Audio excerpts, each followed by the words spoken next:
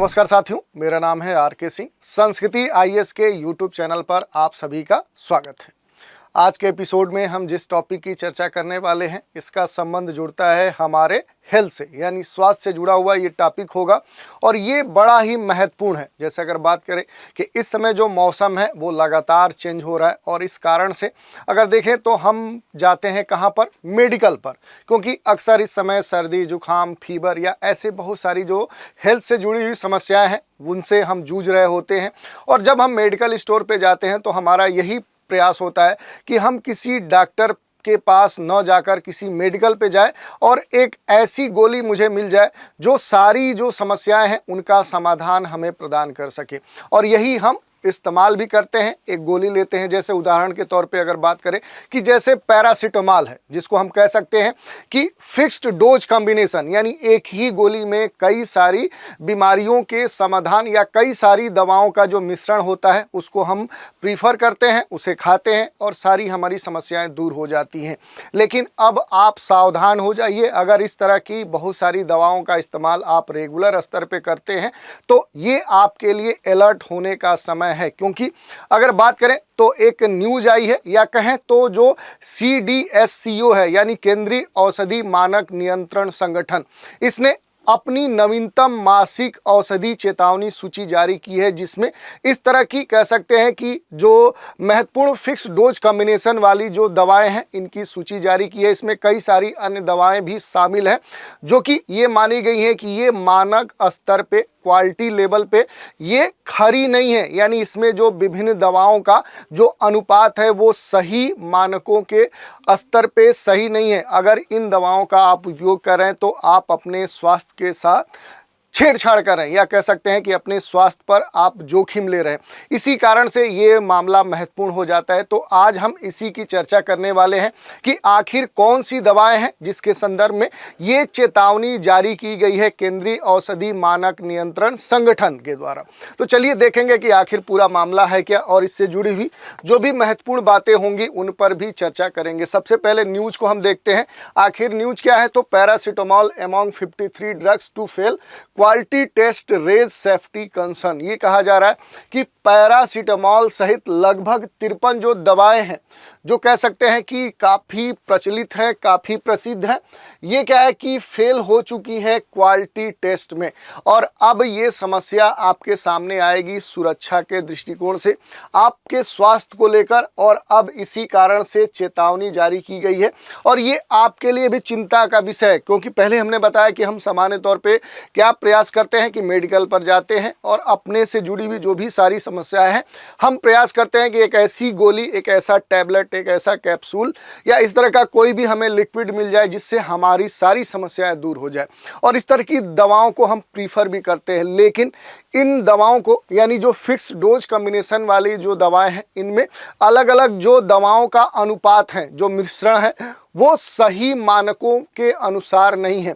इस कारण से हो सकता है कि आप एक बीमारी के इलाज के लिए दवा ले रहे हैं और दूसरी बीमारी फिर से आपको ग्रसित कर ले। तो अब सावधान होने का समय आ चुका है, क्योंकि जितनी भी बैन की गई लगभग 53 जो ड्रग्स हैं ये काफ़ी खतरनाक हो सकती हैं आपके स्वास्थ्य के दृष्टिकोण से। चलिए कुछ महत्वपूर्ण बातों पर भी चर्चा कर लेते हैं। तो देखिए, यही बात है, केंद्रीय औषधि मानक नियंत्रण जो संगठन है, खासतौर पर अपने देश में इस तरह का सबसे महत्वपूर्ण ये संगठन है। इसने अपनी नवीनतम मासिक औषधि चेतावनी सूची में पैरासीटामॉल सहित 53 दवाओं को मानक गुणवत्ता के अनुरूप नहीं पाया है, और इसी कारण से इसने अलर्ट जारी किया है, चेतावनी घोषित किया है कि इस प्रकार की दवाओं का इस्तेमाल मत कीजिए, नहीं तो आपके स्वास्थ्य के ऊपर खतरा हो सकता है, आप अपने ऊपर जोखिम ले सकते हैं। तो ये चेतावनी जारी की गई है। ये अलग बात है कि इन 53 में से क्या है कि अब 48 जो दवाएं हैं वो पूरी तरह से बैन है। इनमें से लगभग जो बची हुई दवाएं हैं ये क्या है कि ये गलत तरीके से, यानी उनसे जुड़ी हुई जो कंपनियां हैं उन्हें जब अलर्ट करने के लिए कहा गया, उन्हें चेतावनी दी गई, तो उन्होंने बोला कि ये हमारी दवाएं हैं ही नहीं, बल्कि गलत तरीके से, गलत कह सकते हैं कंपनियों के द्वारा, हमारे नाम के द्वारा चल रही हैं। यानी मार्केट में उसको बनाने वाली कंपनी जो है वो सही ही नहीं है, आप समझ सकते हैं, वो दवा जहर है। तो इस तरह से क्या है कि अभी तक लगभग 48 पूरी तरह से दवाएं हैं जो इस संदर्भ में आपको मानक स्तर पे सही नहीं है और ये आपके स्वास्थ्य के लिए खतरा है। इसके अलावा अगर बात करें तो एंटीबायोटिक्स जो क्लेवम है 625 और पेन-डी को नकली माना गया है। देश की सबसे बड़ी जो drug regulatory body central drugs standard control organisation जो CDSCO है, यानी जिसे हम केंद्रीय औषधि मानक नियंत्रण संगठन बोलते हैं, इसने क्वालिटी टेस्ट में फेल पाई गई दवाओं की एक लिस्ट जारी की है और CDSCO की लिस्ट में पैरासीटामोल सहित लगभग 53 दवाएं क्वालिटी टेस्ट में फेल पाई गई हैं और इनकी एक लिस्ट जारी की गई है। इस लिस्ट में 53 दवाओं में पैरासीटामोल सहित calcium, vitamin D3 supplement, anti diabetes की जो गोलियां हैं, हाई ब्लड प्रेशर की जो दवाएं हैं वो भी शामिल है। बैन की गई दवाओं की लिस्ट में दौरे और जो एंजाइटी है इसके इस्तेमाल में आने वाली जो विभिन्न दवाएं हैं, जो टैबलेट है, दर्द निवारक जो डाइक्लोफेनेक है, सांस की जो बीमारी के लिए इस्तेमाल होने वाली एम्ब्रोक्सोल है, एंटी फंगल जो फ्लूकोनोजोल है और कुछ मल्टीविटामिन वाली जो कैल्शियम की गोलियां हैं वो भी शामिल हैं। आप देख सकते हैं कि घरेलू स्तर पे जिन दवाओं का हम इस्तेमाल करते हैं सामान्य तौर पे वही इसमें शामिल हैं और इस कारण से हम जो इस प्रकार की दवाओं का इस्तेमाल करते हैं ये हमारे स्वास्थ्य के लिए कितना खतरा है। ये दवाएं Hetero Drugs Alkem laboratories Hindustan antibiotics limited जो HAL है, Karnataka antibiotics and pharmaceutical limited है, इस प्रकार की जो बड़ी कंपनियां हैं उनके द्वारा बनाई जाती है। तो ऐसा भी नहीं है कि ये कोई छोटी मोटी एरू गैरू कंपनियां इस प्रकार की दवाएं बनाती है, बल्कि अपने देश की जो नामी गिरामी बड़ी कंपनियां हैं वो ये दवाएं बनाती हैं, तब भी ये दवाएं अपने मानकों पर खरे नहीं उतरे हैं। इसका मतलब आप समझ रहे हैं कि जो दवा बनाने वाली कंपनियां हैं ये हमारे स्वास्थ्य के साथ खिलवाड़ कर रही हैं, हमारे स्वास्थ्य को कह सकते हैं कि ताक पर रखकर इस तरह की दवाएं बना रही हैं। इन्हें कोई चिंता नहीं है कि हमारे स्वास्थ्य पर इनका क्या प्रभाव पड़ेगा, जबकि ये दवाएं काफ़ी महंगी होती हैं, इनका जो प्राइस होता है वो काफ़ी महंगा होता है। इनके उत्पादन में जो लागत लगती है उससे कई गुना कह सकते हैं कि ये उस पर अंकित मूल्य निर्धारित करती हैं। CDSCO ने 48 दवाओं की जो सूची जारी की है, इसमें पेट की इन्फेक्शन के लिए दी जाने वाली एक महत्वपूर्ण दवा है मेट्रोनिडाजोल, ये भी इस जांच में फेल पाई गई है, जिसे हिंदुस्तान एंटीबायोटिक्स लिमिटेड जैसी नामी गिरामी कंपनी बनाती है। तो आप समझ सकते हैं कि अपने देश की जो महत्वपूर्ण कंपनियां हैं उनकी दवाएं भी इस मानक पर खरे नहीं उतरे। इसी तरह क्या है कि टोरेंट फार्मास्यूटिकल जो है, इसकी सेलकॉल जो टैबलेट है वो भी इस जाँच में असफल पाई गई है। तो इस तरह से क्या है कि ये महत्वपूर्ण हो जाता है कि अगर इस तरह की दवाओं का इस्तेमाल आप करते हैं तो आप सचेत हो जाइए, अलर्ट हो जाइए, आप अपने स्वास्थ्य पर जोखिम ले रहे हैं। अगर बात करें तो CDSCO ने 53 दवाओं को क्वालिटी टेस्ट में फेल पाया था, लेकिन इनमें से 5 जो दवा बनाने वाली कंपनियां हैं इन्होंने कहा कि ये उनकी मेडिसिन नहीं है, यानी उनके नाम पर कोई और दवा बना रहा है और मार्केट में बेच रहा है और इन्हें पता भी नहीं है। आप समझ सकते हैं कितना खिलवाड़ हो रहा है हमारे स्वास्थ्य के साथ, और मार्केट में उनके नाम से नकली दवाएँ बेची जा रही हैं। इसके बाद लिस्ट से बाकी जो दवाएँ हटाकर लगभग जो 48 जो मेडिसिन हैं इन्हें पूरी तरह से बैन किया गया है, इनकी लिस्ट जारी की गई। इस तरह से आप देख सकते हैं, आप जाएंगे CDSCO के वेबसाइट पर तो वहां पर ये लिस्ट दी गई है। जो 48 दवाएं हैं उनके नाम दिए गए हैं, 48 क्या आप 53 जो ड्रग्स हैं इनके नाम देख सकते हैं, और अगर इन दवाओं का इस्तेमाल आप करते हैं तो आप सचेत हो जाइए। इसके अलावा अगर हम बात करें तो केंद्र सरकार ने इसी वर्ष अगस्त में 156 फिक्स डोज कॉम्बिनेशन दवाओं पर प्रतिबंध लगा दिया था। ये आमतौर पर बुखार, सर्दी के अलावा पेन किलर, मल्टीविटामिन और एंटीबायोटिक्स के रूप में इस्तेमाल की जा रही थी। सरकार ने कहा था कि इनके इस्तेमाल से इंसानों को खतरा होने की आशंका है, इसीलिए देश भर में इन दवाओं के जो प्रोडक्शन है, जो उत्पादन है, कंजम्पशन है और जो डिस्ट्रीब्यूशन है उस पर खास तौर पे केंद्र सरकार ने रोक लगाया था। ये फिक्स डोज जो कॉम्बिनेशन है ऐसी दवाएं होती हैं, यानी एक ऐसी गोली होगी जिसमें कई सारी दवाएं मिलाई गई होती हैं, यानी एक ही दवा में कई सारी समस्याओं का समाधान होता है। जैसे आप विभिन्न जो पॉपुलर दवाएं हैं उनके नाम देख सकते हैं, और इस कारण से ये जो दवाएं हैं खास तौर पे अपने मानकों पर खरी नहीं उतरती हैं।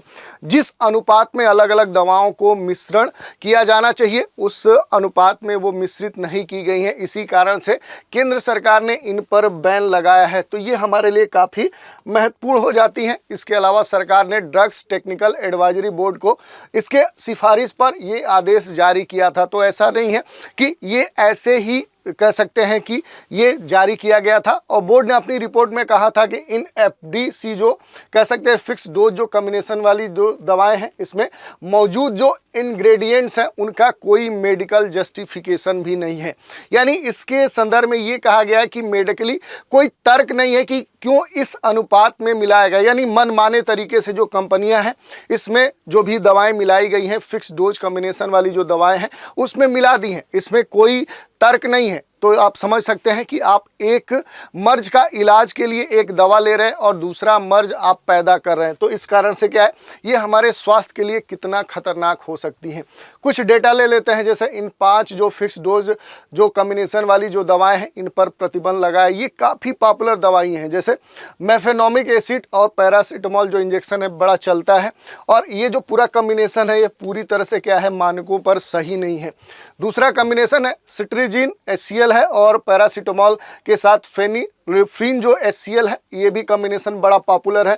ये भी क्या है कि मानकों पर सही नहीं माना गया। तीसरा जो कॉम्बिनेशन है फिक्स डोज कॉम्बिनेशन है, इसमें लेवोसिट्रीजिन है और फेनिलिफ्रीन है, HCl है और पैरासीटामोल है। ये जो कॉम्बिनेशन है ये भी ठीक नहीं माना गया। ऐसे ही क्या है कि कई सारे कॉम्बिनेशन है जो मानकों पर सही नहीं है।